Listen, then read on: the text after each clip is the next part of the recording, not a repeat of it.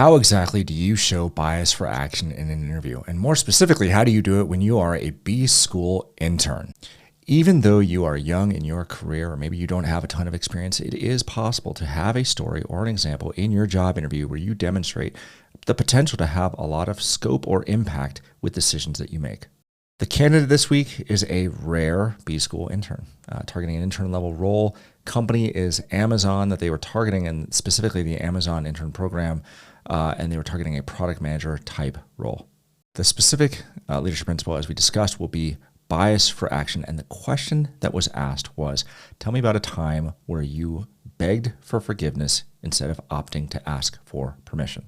Welcome back to Interview Out, where our core mission is to help 100,000 people land their dream jobs. And if you're new here, I'm an ex-Amazon, ex-Microsoft, XXX. I've done a ton of things in my career, and I've hired probably over, a couple hundred people in the course of my career. But more importantly, here at Interview Out, we have interviewed over 300 people, and I have probably dove deep, I've gone deeper into interview preparation and what is required to prepare for interviews probably more than anybody else on the planet, or at least in the top 1%. And I'm having a blast doing it. And we've been helping a ton of people, lots of emails in the last couple of weeks of people landing jobs at Amazon, Google, Meta. That's still weird to say, Meta, not Facebook. Having great outcomes. Love to see it. Hope to hear more. If you've gotten a job recently, because I've helped you, I see the comments too, people that aren't even direct customers, right? They don't buy anything. They don't even necessarily visit interviewout.com, right? They just watch the videos here on YouTube, and they're still telling me in the comments that they've landed their job, and I'm super excited about it. I'm here for it. Specific things that I want you to watch out for in this interview.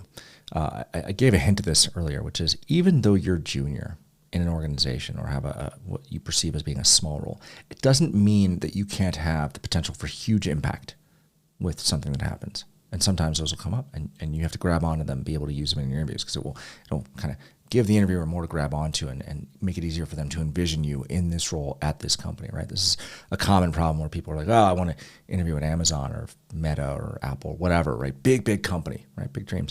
And their fear is they've only ever worked at smaller companies or maybe lesser companies, right? Part of your job as the candidate is to convince me that you can work here. And part of the way you do that is by mapping the scope and scale of the expectations of the role, right? So the brand of the company that you're coming from can largely be pushed off to the side if the stories that you're giving me in the interview give me a sense that you can handle the scope and scale of what's required for this role. The second thing to look for is clarity around, did the question get answered, right? The question that was asked is, tell me about a time that you opted to beg for forgiveness instead of asking for permission. And really, that's kind of a central theme of the question, right? Being able to set up that opposition of, well, here was option A and option B, and I chose to go with option A because I knew I could get it done faster, whatever it was, bias for action. But you have to be clear about that tension. Otherwise, the whole answer may fall apart. So we'll be looking for that. And the final thing to look for, I harp on this seemingly almost every week, almost every video I make, every follow-up session I do. Are you using data to make your case, right? Look for it, and we'll talk at the end. As with all these videos, I will play back the interview as it happened in its entirety. I will jump in from time to time and kind of layer in commentary to give you a sense of what the interviewer, was thinking, and how you can improve as a candidate given similar scenarios. So for this one, I want you to take a look at your experiences in the past where you took an action. You went and you made a decision to act without necessarily seeking permission to take that action. So basically you were more inclined to seek forgiveness than to ask for permission. What was the situation and what did you do? Right. So a critical item that I want you to kind of process and internalize when you're watching this, but just think about for yourself. If you're young in your career, right, coming straight out of college, coming out of B school or some other graduate school, or even if you've only been working for a couple of years, don't artificially limit yourself by thinking, oh, well, I always had to follow instructions, or I never stepped outside of my bounds, or, you put these limiters on yourself, and that will constrain the number of stories that you can choose, right, that you have. And I guarantee you, no matter what your job is, no matter how junior you were, there was probably a situation where you kind of did something without asking and figured, if I screwed up, I'll get this cleared later up, or maybe it doesn't matter, I'll just do it, right? It doesn't matter how junior the role. It doesn't, right? But what can happen, the more junior the role, is you artificially constrain your thinking, and you think to yourself, I don't have a story for that. I can't match the expectation. No. use what you've got. Don't lie, don't embellish. Use what you got, but don't constrain yourself. Right. Would you please give me a moment to jot down the question? Yes, of course. Yep. Not seeking permission. And yeah, I would like to share a time when I was a senior financial supervisor working in the Chinese fourth largest airline company. Back then, I was helped with our payment approval, and my manager was on his annual leave, so his approval authority was delegated to me. And one day afternoon, I received the two payment requests that needed to be fulfilled within the next few hours. So time is critical. And one payment request was from our operation team, and the other was from our sales teams. And since our cash balance was only enough to make one payment, I need to decide which to go and which to reject. So the first thing I did was to investigate into detail what the payment request and look into the contract clause, the payment term, and their supporting document. During this process, I learned that our operation team's payment request was actually out of our budgeting plan. But there was nothing wrong with our sales team's project reimbursement. Normally, this would be no problem that I rejected the operation team's payment request and proceed the sales team's project reimbursement. But I noticed that operation team's payment was for one of our aviation fuel suppliers. So the next thing I did, the second thing, was I immediately go to deeper level to understand their situation beyond just finance. I hold a separate meeting with both teams. And although I had no way of contacting the sales team's project lead, during the meeting with operation team, I understand that this supplier payment could potentially affect our future flights operation. And we never had an overdue with this supplier before. And although I had no way to measure the exact impact for our sales team project reimbursement, my informed instinct told me that the holiday season is coming. Our travel demand will spike next month. So the third thing I did after weighing up the pros and cons of potential impact to our company as a whole, I decided to breach the rule to help with the operation team's payment. Because I think as an airline company, we should always place our customers' travel demand at the first place. We cannot afford to lose our customer or cause them to complain because we made late in our payment or had a bad relationship with our suppliers. So finally, I made this payment and smoothly secured 500 flights and 80,000 people's travel plan in the upcoming travel season. And the sales team project was not delayed. So, after this, I even worked with my operation team to make sure that they would never make this mistake again. So look, there's a lot to like here for sure, right? This is a junior level employee inside of what sounds like a very large organization that had to make a fast decision. If there is a criticism of this answer, though, it's not entirely clear what the kind of beg for forgiveness, ask for permission moment was, right? Their boss was out of town. Okay, fine. And there was a notice that came in and they needed to have payment done, write multiple payment requests. Okay, but without more clarity, as an interviewer, I may be thinking, well, isn't that just your job, right? Okay, your boss is out of town, I get it, but isn't that just your job, right? So there was good process, depth of field in terms of how this candidate went about solving the problem, putting customer needs first, nice little touch of customer obsession within the answer. So overall, there's a lot to like here, but the kind of main missing element, which unfortunately has to do with the kind of point of the question, was we're trying to assess, do you have a bias for action? Well, this person did that to some degree, so there's not as big a red flag here, but this is kind of a critical element to remember just in general when you're interviewing, is that sometimes the question does matter, and sometimes as candidates, you're so quick to want to give an answer, right? You're going to kind of pull a story and you start ad-libbing around getting to what it is you want to say, that you don't necessarily connect all of the dots. And so for me as the interviewer, I'm now left wondering, well, what was the central conflict here? Why was this controversial that this person went and did this thing at their boss out of town? Were they not empowered to do this? Were there different processes in place? So it just isn't clear. And without that lack of clarity, it makes it harder to be really strong on the candidate versus like, okay, that seems like a good process. No, not bad. But let's go on to the next. Can you just tell me a little bit more about the kind of follow-on action that you took to prevent that from happening in the future? Yeah. So basically, what I did was to talk with several operation teams members to figure out why they didn't budgeting their payment ahead of time. Paying a payment without budgeting is really serious in financial department. So I further understand that this mistake was happened because they had a issue with their work handover. Their people didn't, put the financial work handover in place in one of their standard work handover procedures. So I go through their work handover procedure, I spotted the issue, and I gave my advice and help them, fix this bug so that they make sure that every time they hand over their work, the financial part is fully completed. So just to back up, the question I asked as a follow-up was asking the candidate to tell me more about what they did to prevent this from happening in the future. So there's a couple of pieces to bias for action, which is can you respond to the situations around you and make a decision without getting paralyzed by analysis paralysis, right? Or, kind of getting into a situation where you feel like, I don't have the ability to make a decision. Let me appeal to somebody else, or maybe that's not my job, or I just got to keep learning, right? At some point, you have to make a decision.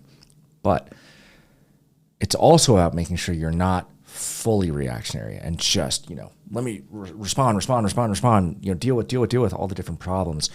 In this case, what I'm trying to get at is, did you understand the problem well enough to not just fix it in the here and now, but to ensure that it wasn't going to happen in the future, right? Did you react and fix that problem, or did you fix all of the problems that were going to come?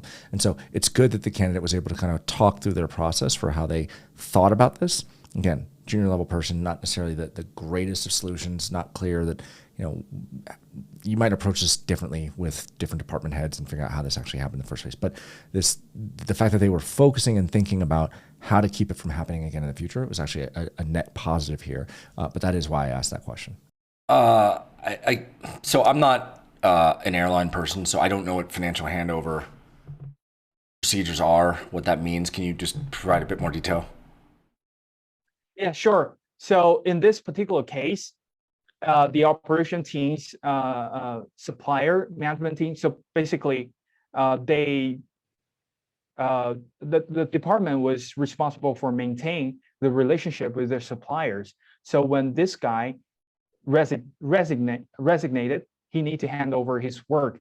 When hand over his work, he need to summarize what's the follow-up job that left undone. The next person need to work on. So the supplier relationship management, he needs to mark not only the payment, he also need to tell him that this kind of payment has not budgeting yet. You need to specifically have this standard operation procedure, by telling the other people whether you got the contract, whether you receive the billing. If you receive the billing, did you initiate the, let's say, tickets and, plan ahead the budgeting to get financial department approval and get the invoice? Then you can proceed the payment. So basically, they don't have this standard operation procedure. I help them put in place. They have the contract, have the billing, they need to budgeting it, get the invoice, then they can pay. Not just like, oh, the contract was there.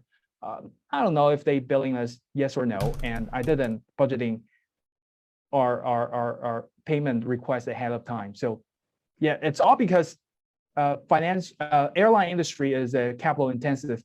Sure. We need to carefully use our cash.